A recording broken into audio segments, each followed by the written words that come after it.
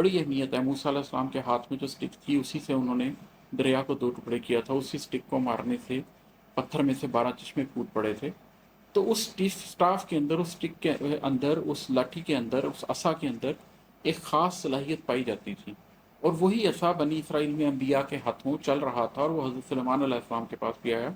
और वही असा था जिसकी वजह से हज़रत सुलेमान अलैहिस्सलाम को क़ुव्वत हासिल थी कि वो जानवरों के ऊपर भी कंट्रोल रखते थे, जिन्नात के ऊपर भी कंट्रोल रखते थे।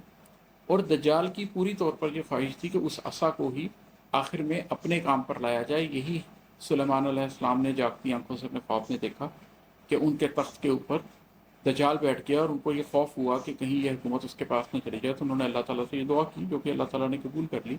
और इसी वजह से दज्जाल आएगा तो सही, लेकिन वो पूरी दुनिया पर उस तरीके से हुकूमत नहीं कर सकेगा जिस तरीके से हज़रत सुलेमान अलैहिस्सलाम की हुकूमत थी।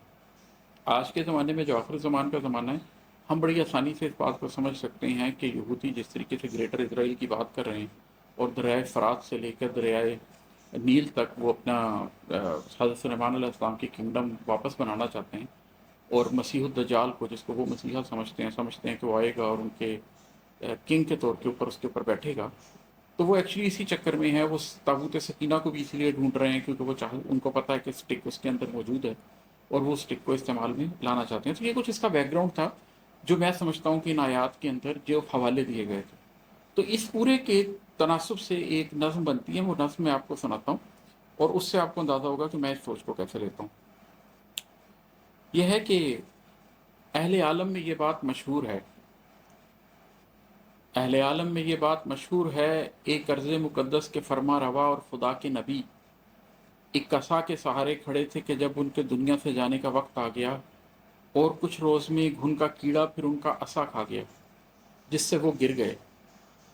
तभी जिन्नात की चंद सरकश मगर बेड़ियों में फंसी काम करती हुई टोलियों पर खुला गैब का इल्म होता उन्हें, गर तो वो बेबसी बेकसी से ये बेगार हरगिज़ न करती कभी।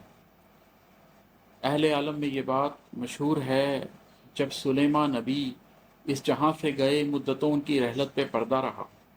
फिर बहुत दिन हुए दावतुल अर्ज़ दीमक के कीड़े थे जो वो असा खा गए।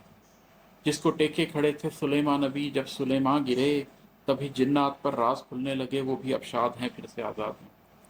ये मैंने पहले 2 बांध जो हैं उसमें एक हवाला दिया है कि ये बात एक पूरी दुनिया में अब एक तरह से मशहूर ही हो गई है कि ये वाक़या इस तरीके से है कि हज़रत सुलेमान अलैहिस्सलाम ने एक असा का सहारा लिया और वो उससे खड़े हो गए।